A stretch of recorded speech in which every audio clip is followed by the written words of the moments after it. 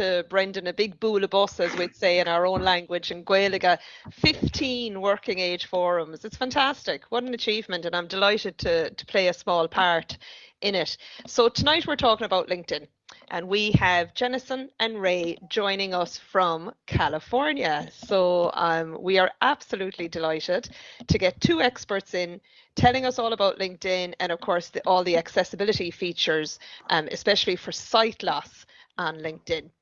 I am a LinkedIn user. I've probably been on LinkedIn for about 5 years. Probably during COVID was when I really started utilizing it and building my network, especially building my network in the whole disability awareness area, because I started a business around disability awareness.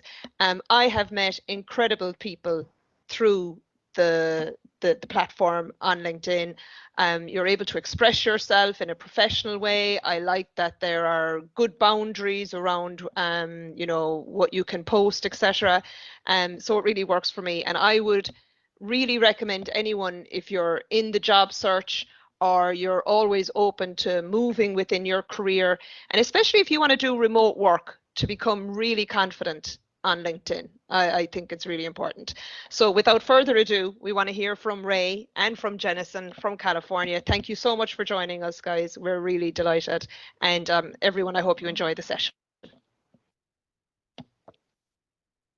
Wonderful. So we can get started maybe with some intros and just kind of talking about my role, Jennison's role. We'll jump into kind of the journey that we've been on at LinkedIn, our accessibility features, and then kind of just some tips and tricks about how to utilize the platform and really get noticed. So Jennison, do you want to kick us off with intros? Absolutely. Well, good evening, everyone. While I do work in California, typically with Ray, I am teamsing in from Toronto. So I'm a little closer to Ireland, if you will, from that perspective. And I hear we are getting more people joining, which is great. So just so you all know, I am a native screen reader user. I'm completely blind myself.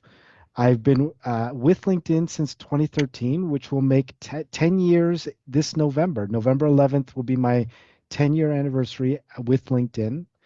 I started using LinkedIn in 2006. So you can just imagine what a real, I never ever thought I'd end up working at LinkedIn, but there you go. I've been working in the digital accessibility field since 2006. And obviously I bring accessibility subject matter expertise, but also the lived experience of being a screen reader user and experiencing all kinds of fairly accessible to not so accessible sites over the years on both the desktop and on the iPhone app, or on the iPhone. So I'm gonna stay quiet there for a second and throw things over to Ray to introduce herself. Wonderful. So hi, everyone. I'm Ray. I work on LinkedIn's legal team. And so I manage accessibility in a couple of different ways. The first is in terms of our external products. So Jennison and I partner super closely here to make sure that our external products can be used by people with disabilities. That involves a whole host of things that I think Jennison will jump into a little bit more, but you know, things like internal testing, external testing, governance around how we manage these different accessibility standards and the cadence with which we remediate bugs. I also manage our internal efforts. So how do we make LinkedIn more accessible for our own employees who have disabilities? I'm also the co-chair for our disability ERG, which we call Enable In. So building that community again within LinkedIn for our own employees. And then I myself am a member of the neurodiverse community. So I have ADHD and bipolar 2 disorder. So Jennison and I kind of bring different aspects to the accessibility work that we do. Absolutely. And I probably, I didn't mention what I do. So I am head of accessibility engineering evangelism, which is a very long title. However, one of my chief responsibilities is I have a team of accessibility subject matter experts who work with our product engineers and product designers primarily, and also our product managers through office hours. So we have 22 office hour slots per week where our engineers and designers can sign up and ask questions about the different products they're working on and how to make them more accessible. Whether they're just starting their product from scratch or whether they're like midway through development or adding a new feature, that kind of thing. They just want to make sure it's accessible. And then we have Slack channels. So Slack is an internal messaging system for those of you who might not be familiar with it. And so people can ask quick questions on there about how to, from a code level, make something accessible or show a design and just ask like an opinion, things like that. And then we also provide, my team also does training. So we train our engineers, primarily our engineers, on how to meet the Web Content Accessibility Guidelines 2.1 at the AA level. And then outside of that, as Ray does a lot of stuff, so I kind of like support her work, and basically we partner a lot with Ray in compliance. I sit within our engineering organization. So that's a little bit more about my current work. However, let's talk a little bit about the journey of accessibility at LinkedIn, because I was hired back in 2013 to bring some formality to LinkedIn's accessibility efforts. Um, I When I arrived, I was pleasantly surprised to find that, accessibility was already being at least thought about. There was an engineering group, a task force of people who spent time every week just closing accessibility bugs. We had a backlog of accessibility bugs, and they were closing those as they had time. And those bugs would be coming from members, from customers and such.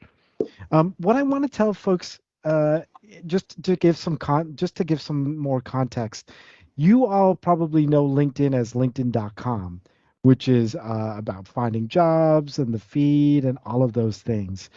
But actually, in fact, LinkedIn has about or more than 200 different products. And they range from what you all know, like I said, as LinkedIn.com. Our biggest product is actually something called Recruiter, which is something that our recruiting professionals use around the world to find candidates to fill different jobs. We have something else called Sales Navigator, which is for sales professionals. We have a number of tools for marketers to create ads, which are shown on around LinkedIn, and people can build company pages on LinkedIn, a whole host of different things.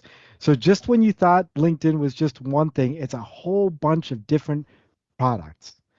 The other thing that you all should know is LinkedIn is constantly evolving, um, and this is really true. We are pushing code into production, if you will, weekly. Like there are changes every week that happen in our code. We release our mobile apps, our Android and our iOS mobile apps. We also release those weekly. There's also experiments that are taking place. We have our user research teams who are conducting experiments. So sometimes some of you might experience something a little different. Like you go to the feed, for example, and it feels a little different, maybe with your screen reader or with your screen enlargement software. And then a week later, it's back to normal. So you might have just been put into an experiment.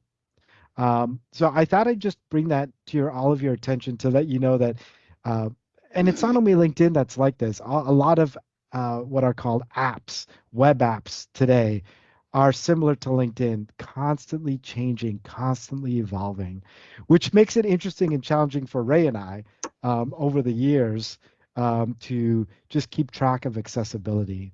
Now, as I mentioned to you, when I came to LinkedIn back in 2013, it started off as just this task force of engineers who cared about accessibility and started working on it.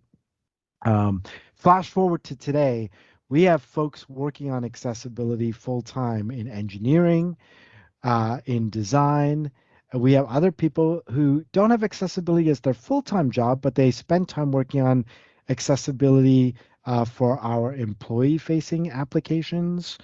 We have people working on procurement. So as we ourselves purchase software for our own internal use for our employees, and sometimes for use by members, we want to make sure that's accessible. So we're working on our procurement processes.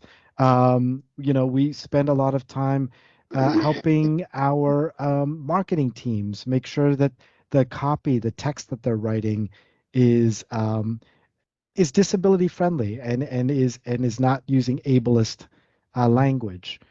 So we have a lot of work that's happening. Now, the one thing we also recognize as we are on our journey for accessibility is that we get that there is a big difference between something that's quote unquote accessible and that's usable. And I know those of you who are screen reader users like myself and also screen magnification users, you all know that there is that difference. So you could that people will say, oh, our websites are completely accessible or whatnot. But our experience as assistive technology users might be a little different. So we are at LinkedIn very aware of that as part of our journey. And we're doing things like conducting user research studies with people with different disabilities or impairments to get better at that part. But we certainly audit our products every on an annual basis, and we make sure to focus on those and closing those bugs, which are considered like preventing users from completing tasks, and that could provide the more significant barriers. And that's a constant thing. We are always doing that.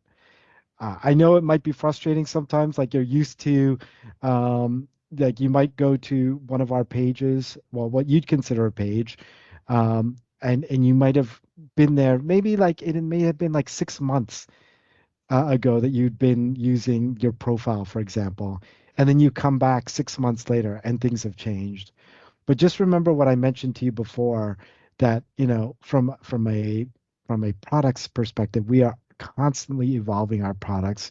Our code is changing. Not everything. I'm not saying everything is always changing, but we're always putting new code into production every week, and we're always releasing our mobile apps also on a weekly cadence.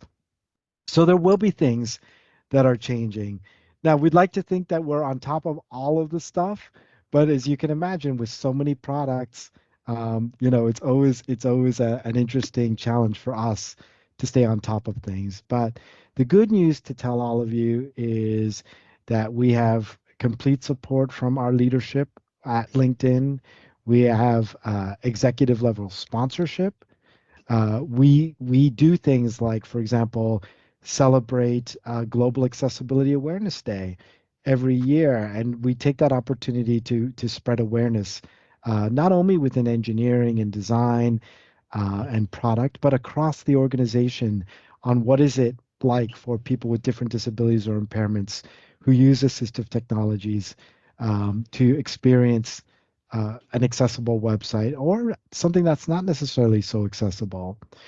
We also celebrate an event that's we I think it's now global. It started here in the US. You'll have to tell me, but it's called National Disability Employment Awareness Month, and it's actually coming up in October. So I'm not sure, Claire or Brendan, if you want to pipe in real quick and let me know if that's something that's celebrated in the UK or Ireland, but it's something we have here in North America. Is that something that you folks celebrate across the No, pond? no, I've never heard of it. But I'll keep an eye on Okay. LinkedIn now for this month and Yeah, for October, and we it's might get October. started. Like our big Yeah. one is December 3rd for the International Day for people with Yeah. disabilities. Yeah. And do you folks also have you heard of Global Accessibility Awareness Day? Yes, Yeah, Okay, definitely. yeah, that wonderful. that is because we are blessed with a lot of technology companies in Ireland. We get the overspill of events Right. like Global Accessibility Awareness Day. I think the October Employment Awareness Day, Yeah. from what I gather, is more US centric, Got it. but there are other things, of equivalent focus in other countries. So, as Claire said, December is always a big time, beginning of December for the UN CRPD Yes. anniversary. And then, Global Accessibility Awareness Day is in May every year, and it's growing. You start to see more and more events going on, particularly in the high-tech sector in Ireland. And it's a great focus area. Perfect. Well, as the co-founder of Global Accessibility Awareness Day, I'm happy to hear that it's taken off in Ireland and the UK. So thank you for that. So I want to spend more time on the fun stuff. I let Ray talk about some more of the interesting things. But what I also obviously want to mention is we are part of Microsoft. We became part of Microsoft in 2016. So we certainly take advantage while we have our own CEO and we are our own quote unquote company, we are part of the Microsoft family, and we certainly take advantage of all of the accessibility goodness that Microsoft's been working on accessibility for years.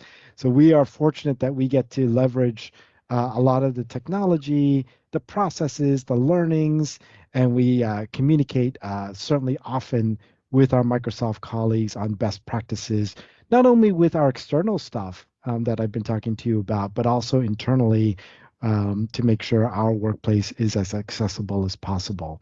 So there's a lot of collaboration. And one of the things that might be of interest to folks on this call, every October, I participate in a conversation with the leaders of a lot of the world's top blindness advocacy organizations. That's with the World Blind Union folks. And so I'm involved in that conversation. And so we certainly are connected to the blindness community that way as well. And conversations like this is, part of my job is to be available to speak to groups like yours and to answer questions and to let you know more about what we're doing.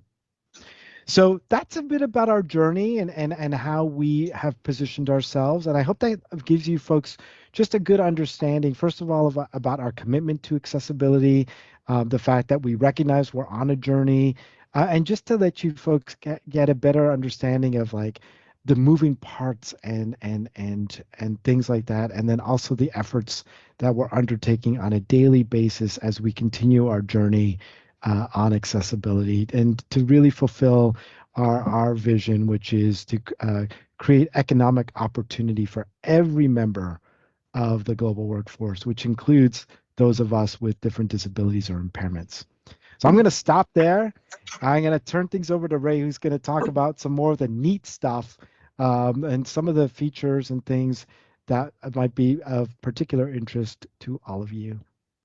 Awesome. Thanks, Jennison. So yes, I get to chat about my favorite thing, which is our accessibility updates and some of the stuff that we've been doing on the platform. So I have a full list of stuff that I want to take you through today. The first that I think you'll find really exciting is that we have started to offer screen reader support articles. So if you are using a screen reader and you want to know how to complete important tasks across LinkedIn, we now have a screen reader support hub. So we've released now about like 13, I think, articles that focus specifically on profile. So if you're using a screen reader and you want to know, how do I update my contact information? How do I update my work history? We have that available for you within our help center. So you can either find it by Googling, or I guess as a Microsoft person, I should say binging screen reader support LinkedIn, or you can go actually into our help center within the app and search screen reader and you'll find that support hub. The next thing I want to check. Ray, oh, go ahead, Jennison. Yeah. Sorry, just real quickly, can they also, I believe they can also access it by going to linkedin.com/accessibility. Yes, correct. 100%. So that's a perfect segue into the next thing is that we have this accessibility hub. So linkedin.com/accessibility. And the really also awesome thing to find there is our disability answer desk. So as Jennison pointed out, we are constantly making updates to the platform. So if you run into an issue where it's like we've redesigned something and you need help figuring out how to navigate it, Or even let's say an engineer has accidentally introduced a bug and you need to report the bug, or even if you have feedback, like you're just like, there's a feature that I would like LinkedIn to implement, that disability answer desk is available to you. So right now it's a web form. You go to linkedin.com/accessibility, access the web form, and then we have one of our specialists reach out to help you. The other thing that we've now layered on top of the disability answer desk is Be My Eyes support. So I'm sure a lot of you are familiar with Be My Eyes, but it's essentially a service where you can call in and actually speak to a help person live, and it's somebody who's sighted. And so you can use your phone to kind of share your screen and have somebody take a look at what you're running into, and then they can verbally walk you through how to complete that task. So now that support is available for you as well if you would prefer to chat with somebody live versus using our web form. The next thing I want to chat through a little bit is for folks who actually want to go into the accessibility industry, or perhaps you have a small business that focuses on accessibility. We have now created job titles and industries for accessibility. So if you want to indicate to a recruiter that you're open to work and the job you're looking for is like accessibility engineer, accessibility designer, accessibility evangelist, now all of those titles are available to you so that you can actually tell the recruiter that that's the specific job you're looking for. Same with industries. So if you have like a small consulting firm that focuses on digital accessibility, we now actually have that industry available for you so that people can find that company more easily. The next thing I want to chat through a little bit is our dark mode. So dark mode was the most requested accessibility feature we have ever received. Just countless folks who wanted us to implement this. And so now it's a beautiful experience. I turned it on as soon as it was in beta, and I have just never looked back. I'm somebody who wears eyeglasses constantly, and so by the end of the day, I'm experiencing a lot of strain from just being in front of computer screens the entire day. So dark mode for me really lets my eyes relax, and we've really designed it to focus on accessibility and make sure that like the targets and things like that within dark mode are appropriate. So the next one I want to chat through is font sizing support. So this is something Jennison already mentioned as well. But if you go into your phone, for example, and you change your accessibility setting to have a larger font, for a long time that did not carry over to LinkedIn. So you would go to the LinkedIn app and it would default back down to our smaller font, which obviously is a terrible experience. So we really worked hard to make sure that that accessibility feature carried over. We did like a gajillion, I mean, Jennison remembers this too, just like so many bug bashes, engineers working around the clock to make sure this got out the door. And so now it works seamlessly. So as soon as you enlarge that font on your device, it carries over into the LinkedIn app. And this one for me was such an amazing example of our design mantra, which is solve for one, extend to many. That's also kind of the theory that Microsoft follows. So essentially meaning if you specifically build a feature for a certain disability, it just makes the app better for everyone across the board.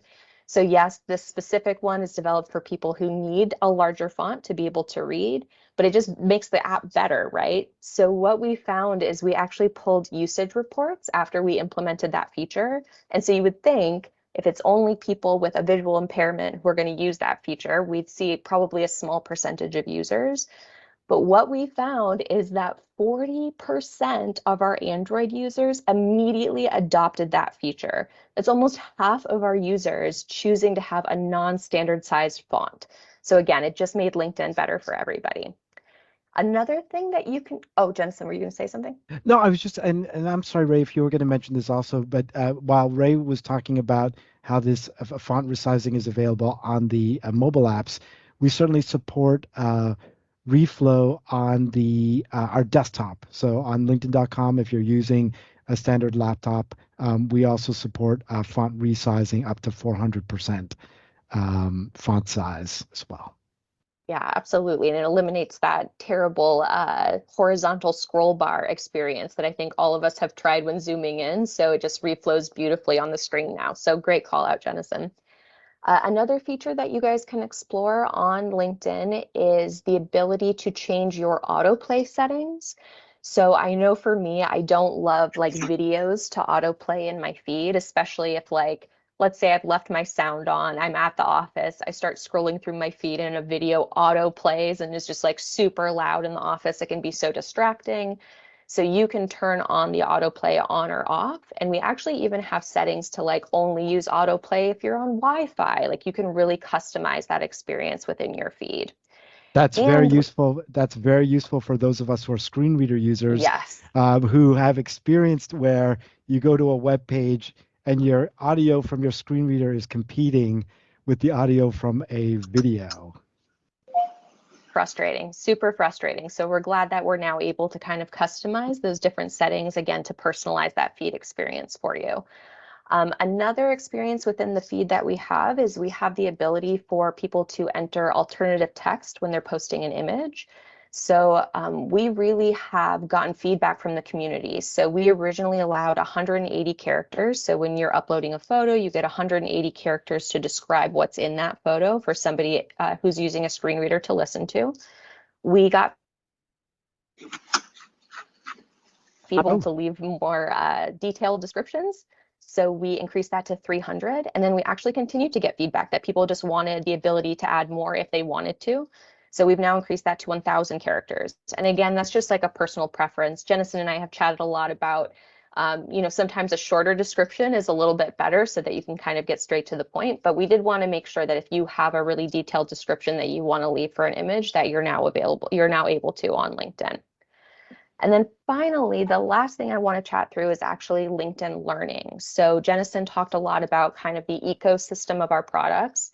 So we have linkedin.com. That's where, you know, we have people who are looking for jobs or wanting to connect about different topics. We've got Recruiter, which actually allows recruiters to come in and find and source talent. We have our campaign manager, which allows people to advertise to people on LinkedIn to find the right audience.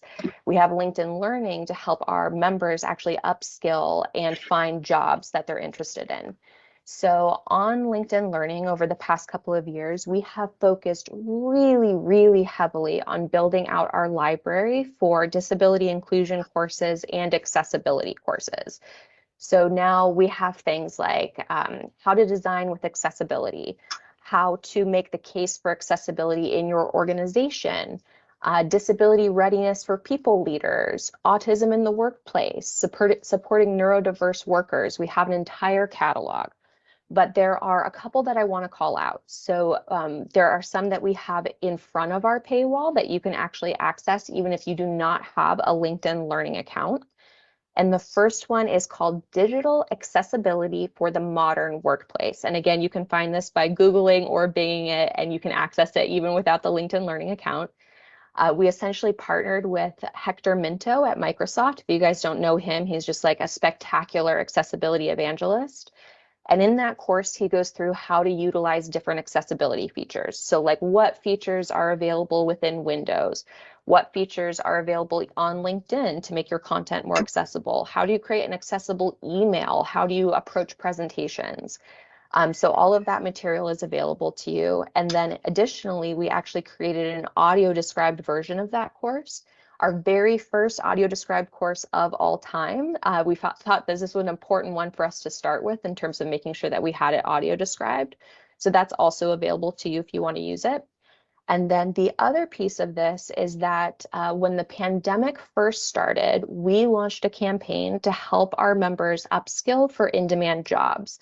So we released a ton of LinkedIn Learning paths for free that were about different career paths. So if you wanted to become a program manager or you wanted to become an engineer, we unlocked all of these free courses for you. We relaunched that earlier this year to again unlock those courses. And this time we have a soft skills learning path that is basically our most popular out of all of those learning paths, where you can learn about like, how do I have better communication skills? How do I increase teamwork? How do I increase my emotional intelligence? How do I eliminate bias? And we have now gone in and audio described that entire learning path. So if you want to be able to upskill for in-demand jobs and kind of increase those soft skills, we now have that available to you, again, in front of our paywall, not something that you need a LinkedIn Learning account for. So those for me are like my top accessibility features for this audience that you guys might be interested in. Jennison, do you have any that you want to add? I just wanted to add a little bit more to the alternative text description piece. Sure. And as an example of how we're leveraging Microsoft, we are using their uh, their AI and computer vision to also, in situations where people don't provide their own alternative text description to their single image uploads that they make to feed or to a company page or to a group, that the AI will take a crack at putting an audio description, an alternative text description in, which can be edited by the person who's uploaded the image after the once it's in place. So I just wanted to add that as just to highlight another example of how we are kind of leveraging our obviously tight relationship that we have with Microsoft, but also taking advantage of the latest technology out there. Absolutely. And actually, that reminds me, Jennison, I have one more accessibility update that I want to share. So on LinkedIn.com, we really have been trying to increase kind of the thought leadership around accessibility and around disability inclusion. And we've actually seen a huge increase. We've seen like a 33% year-over-year increase in terms of these types of conversations happening on the platform. So if you want to be more involved in those types of conversations, we now actually have a list of top voices in disability advocacy. So this is the list of creators who are experts in the accessibility and disability inclusion field. They're posting really great content multiple times a month about these topics and really getting the conversation going. So you can find that list and follow those different creators. I follow every single one on that list, and I've actually developed a pretty close working relationship with a lot of those creators, so that you can engage on those posts and really become a part of this conversation. So with that, I will go ahead and throw it over to Jennison. He and I are going to just kind of chat through, again, like tips and tricks. What can you guys actually do to get noticed by recruiters? How can you utilize the platform a bit more successfully on top of using those accessibility features? Great, Ray. This is where I get all psyched up because I've certainly benefited myself from LinkedIn as someone who is a professional who happens to also be blind. And I say that I was very specific mentioning that again, the fact that I'm blind, because I want to make sure that all of you, if you haven't done it already, make sure to have a professional headshot on your profile. As much as those of us who can't see wouldn't appreciate the photo per se. People, that's the first thing that people typically notice is a profile and the photo. And we do live in a visual world. That's the reality. And so I don't know what the statistic is, but there is something there around the number of people who will look at a profile that has a profile photo on it versus the ones that don't. So I would just encourage all of you to, if you have a professional headshot, that's great. Get that one up there. If you don't have a quote, like something that's been professionally done, just get a really decent photo taken of you, literally your headshot, and put that on the top of your profile. And honestly, I can't appreciate it because I can't see it either. But apparently, it's a thing for people to want to be able to see you, to get their attention to you. Ray, do you have another tip? So I think it's actually like 5 times the amount of views. Wow. Like it is a substantial amount. And one of the things, as Jennison and I were really exploring this Be My Eyes partnership, one of the first things we thought about was like, it'd be great to be able to call Be My Eyes and just say, hey, am I centered in this photo? Like, am I uploading this photo so that on my profile it looks centered and I'm not like outside of the bounds of where the photo is supposed to be? So that's another really great use case, is having somebody who's sighted take a peek at your profile and make sure that that photo looks correct on the page.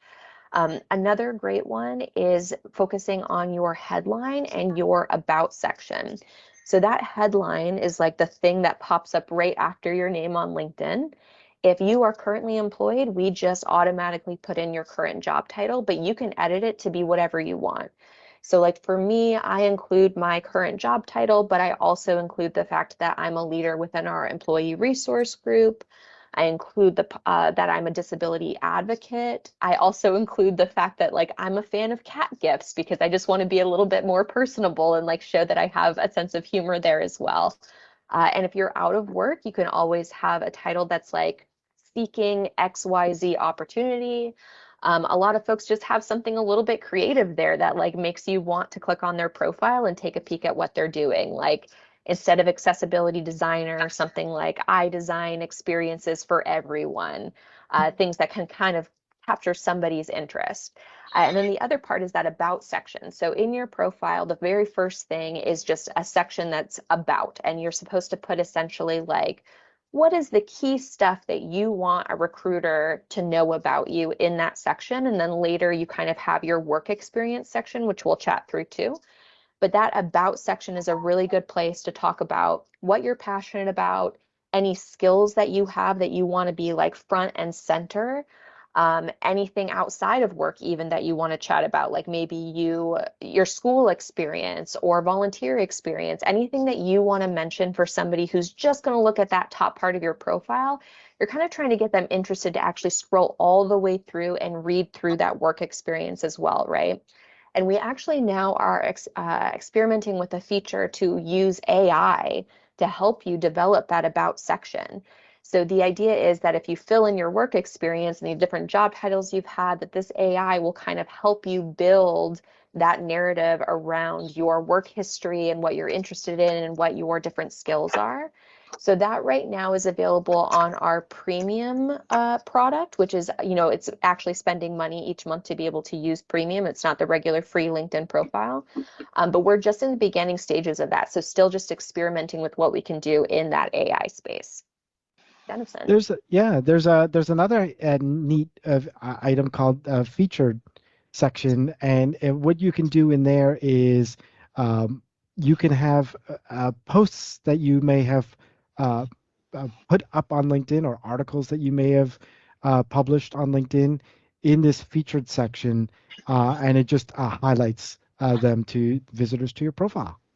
Absolutely, and that can even be like different content that you've put together. Like I remember a really long time ago, like in another life, I was a writer with the New York Stock Exchange. I used to write like codes of conduct and policies for different companies. And so when I left that job, I was able to put some of those materials that I had written in that featured section so that companies trying to find me could actually see, here is the work product that Ray has done, and this makes me more interested in actually getting to know her and setting up an interview. The other place too that you should really focus on is the skills section. So this is the section where you can just input all of the different skills that you have from your past experience. And we have some that you really should focus on. So for example, things like if you know how to read Braille, put Braille as one of your skills. If you have accessibility knowledge, that's another great one to add, accessibility. All sorts of soft skills, communication, different programs that you're used to, things like Excel or PowerPoint. Different coding languages, if you know any coding languages. And we actually have a really unique skill. We're kind of working on like what types of skills can we use to showcase people with disabilities. So the first one that we've come out with is actually dyslexic thinking. So we have found that people who are dyslexic are really good problem solvers who can kind of find these different like ways around problems that other people can't. So now people can actually feature, hey, this is a skill that I have, to employers who can then better find those folks. And we collaborated with Richard Branson on that one. We did. He was part of the big launch. Another thing is if you're looking for work right now, there's a banner, a visual banner that you can add to your profile or have on your profile that says open to work. And that, again, that for recruiters and for others, that's a good way of basically being very upfront with people that, hey, I am looking for work right now. Absolutely. And you can actually, so to Jennison's point, there is a visual banner that you would make public to everyone. But if, let's say, you already have a job and you're looking for a new job and you don't want your employer to see that you're open to work, There also is like a private version that you can use that only will show it to recruiters. So your colleagues don't see like, oh no, Ray's open to work, but a recruiter can see that you're actually open to that. And to Claire's point earlier about looking for hybrid work on LinkedIn, that actually, when you go into that open to work section, you can indicate exactly what you're open to. And one of those options is hybrid or remote work as well. And so then let's talk a little bit too about that experience section that we talked about earlier. So when you scroll down on your profile, there's an entire section for you to put all of your past jobs and like a little description of them. So the real big thing to focus on here, this is kind of the way that we describe it at LinkedIn, is like on your resume, these should be different. Your resume and your LinkedIn profile should be different. You don't want them to be the same. You want them to both showcase the same work, but in different ways. So on your resume, you might have bullet points about like, here are the different metrics that I hit, here are the different goals that I hit. Like it's a place for you to showcase those like top stats. On LinkedIn profile, what you really want to do is craft the narrative of what that job was. So I think about it as like the resume is what gets the employer's attention. They go to my LinkedIn profile, and the LinkedIn profile lets them dive a little bit deeper and actually get the story of what the job was. So on my resume, I use bullet points. On LinkedIn, I just use a long form paragraph format and delve into what I actually did at that job, what my impact was, the different teams that I worked with. It gives you an opportunity to give more detail. So I would welcome any of you to actually check out my profile. I've really written it that way, where it is a narrative of every job that I've had in the past. And another thing you can do there is like, let's say that you're just out of college or you haven't had that much work experience, you can put volunteer experience there too. Anything that will really showcase skills to a new employer. So like if you, let's say, you did program management for a shelter for animals, something like that. You still learned a ton of skills during that volunteer experience that an employer might be interested in. So you can always put volunteer experience into that work experience section as well. And even for myself, while I am gainfully employed at LinkedIn, in my work life, I volunteer on boards and things, and I have those in my experience section, and I just put in parentheses volunteer, just so people know that that's what that is. Just really real quick about the work experience. I think it's fairly new. Ray, maybe you can correct me if I'm wrong, but for each work experience now, you can actually have individual skills that you can add there. It used to be there would just be like one big list of skills, which is still available on your profile, but they now make it possible for each work experience, you can add individual skills, because the skills, as you mentioned to Ray, might be different in like a different work experience, or maybe a volunteer experience that you're doing, separate from what you do in your day-to-day job. So that's a neat way of connecting skills to actual work experience. I want to spend a minute talking about disclosure. Some people with different disabilities or impairments are pretty upfront about it, and they are comfortable to disclose their disability or impairment, whether it's in their about section. Some people put it in their headline, or they might make mention of it as part of like their job duties, or their narrative in different job experiences that they have. At the end of the day, as you all know, that's a personal choice. There are those of us who are blind who would prefer not to mention it at all and just wait till the interview. We want to just provide that opportunity and say to you that if you are comfortable and want to make that known, do it. If you're not there yet, or if you don't think that it's something that should be important for people to know, then don't do it. We just provide different opportunities and avenues to do that. One thing that we have in our settings is that you can self-identify as a person with a disability. There is no separate check boxes or things for the different disabilities or impairments, but you can self-disclose you have a disability. In terms of the data, we take that type of data, as we do any type of data that we collect. very seriously. And I know Ray with Ray doesn't only work on accessibility. She works on a bunch of other compliance areas, and she can tell you how much we definitely take privacy and security of data. And so if you're disclosing that to us, that is not going to be let known without your prior knowledge or permission. I'm not sure, Ray, if you want to say anything else about how important we take the privacy of data, because I know that's the other big hat you wear Yeah, in your compliance absolutely. role. So to Jennison's point about this disability data, so right now we completely anonymize it. We do not tie it to your individual profile. Yeah. And what we're really looking to do with that data is to eliminate bias on the platform. So we're looking for these big overall trends. How do we make sure that somebody with a disability is getting gainful employment the same way that somebody without a disability is? If that's not happening, what can we do on the platform to make sure that it does happen? So right now we are not specifically sharing that disability self-ID data with any employers. If we do decide to in the future, like if we try to play matchmaker for recruiters who are looking to hire somebody with a disability, we would of course always ask for your consent. It would never, ever, ever be shared without your consent. So again, right now, just anonymized, just looking for overall trends and how we can eliminate bias on the platform. All right, awesome. So the next thing we kind of want to chat through is just like how to get your name out there on the platform. How do you draw an audience? How do you draw in recruiters? And so there are a number of different ways to really get more involved.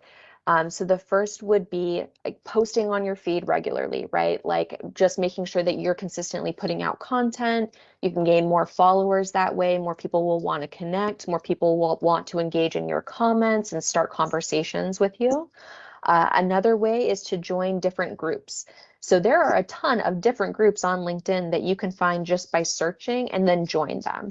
So for example, I believe we have one that might even be called like Professionals with Disabilities, where you can be connected to an entire network of people with disabilities on LinkedIn.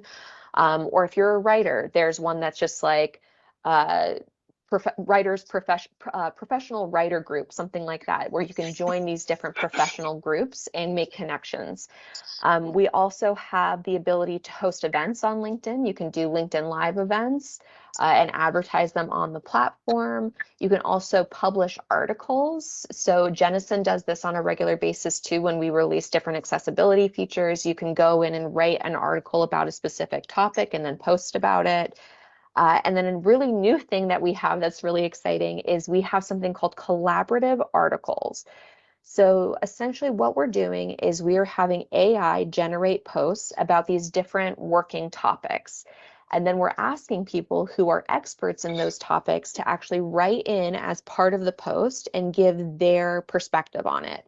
So the article might be something like how to communicate more effectively. And if you are somebody that has a really good communication skill, we would ask you then to join that article and put in your perspective. Like, when I was at this job, this is how I learned to communicate, and it's really served me well.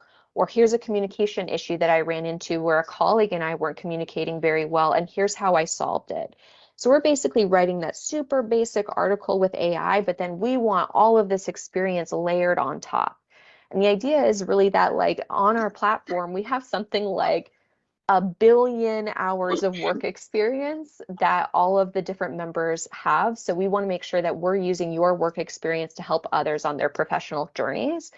And when you actually collaborate on enough of those articles, you get a little title on your LinkedIn profile. So like my boss, for example, has been really adding a lot to collaborative articles about risk management. They're an expert in that field, and now they have a little designation on their profile that says top voice in risk management. And so that's calculated, I think, every month. So if they stop really participating in those collaborative articles, that title gets removed eventually. But that's a great way for somebody to find you and see this is somebody who is a top voice in this field and be interested in looking at your profile. You also could potentially become one of those top voices that we talked about. We have like specific lists of our top creators in these different fields, which is different and apart from the collaborative articles. And the way you would do that, we have some criteria that you need to meet. So you need to generate a big following. You need to be posting quality content multiple times a month. So it can't just be stuff like, oh, I went to this event, or, oh, I took a picture with a colleague. It has to actually be content about a specific topic that you're an expert in. You need to be engaging in those comments and really getting the conversation going. And then you need to make sure that you're never posting anything inflammatory. So nothing that could be considered harassment or that somebody would report. So essentially the LinkedIn editorial team is constantly looking for those top voices, and those are kind of the criteria that they look for in giving that designation. So I guess in wrapping up our part here, you know, outside of your profile, we want you to all know that there are opportunities for you to really get your name out there. We talk about creators, and that's just a way of getting your name more out there, your level of expertise. Now, some of you are probably going like, I don't know that much about stuff, or I'm not ready to be all out there, and that's perfectly fine. Um, we also get that maybe some of you aren't even part of LinkedIn right now. And that's, you know, that's your choice as well. It should be, you should know that, you know, if you are applying for jobs, recruiters will often just do a Bing search of you, or just use a search engine, and LinkedIn pages are some of the top search results that come up. So just so you know that is a thing. Um, I think we've covered a lot there. So I think we're going to stop for the second and throw things back to Claire and Brennan and see how you want to proceed next with Q&A. But we hope that gave you a good feel, first of all, of the fact that, you know, how long we've been working on accessibility at LinkedIn, kind of some context around what LinkedIn's all about, and how, you know, we are developing and putting out new features, and how we're constantly evolving and all of that good stuff. And then just giving you these tips and tricks and ways to think about LinkedIn to kind of build yourself and build your reputation out there, or just to go out there and to look for other like-minded people to build professional relationships with. Thank you, Jennison, and thank you, Ray, very much. Now is a good time to plug the fact that if you go on LinkedIn and search for Working Age Forum Ireland, you will find a handy dandy LinkedIn group for our network. And it is a private group because we know that some folks may want to join and may want to connect with sensitivity around disclosure. So we've kept it private so no one else can see who's in the group. If you're not already a member, please search for Working Age Forum Ireland. You'll see us there, and it's a great way to keep in touch with each other outside of these meetings. So on behalf of all of us, we'd like to thank you, Jennison and Ray, for that very generous and detailed review of not just the features of LinkedIn in general terms, but also the specific features that are geared towards those of us who are blind or vision impaired. It really helps to know that the topics on your agenda, and also I think for all of us, Jennison, knowing that you're there yourself in that position, walking the walk that we all walk, and in our own way, but to know that we have someone on the inside really helps, because, as you said, it's a journey. And what we'd like to do is to shift to that voice of our network and our members. And if you are interested in taking part in a raffle for 3 6-month premium memberships, well, actually, there is a raffle and the prize is a 6-month free premium membership. Stick around till 7:15 because we'll have more details on how to enter that at the end of the call. How we're going to work the Q&A is Chris has been recording the session, so that way we are going to be able to put this recording on YouTube. We'll send the link, so if you didn't catch all of the thorough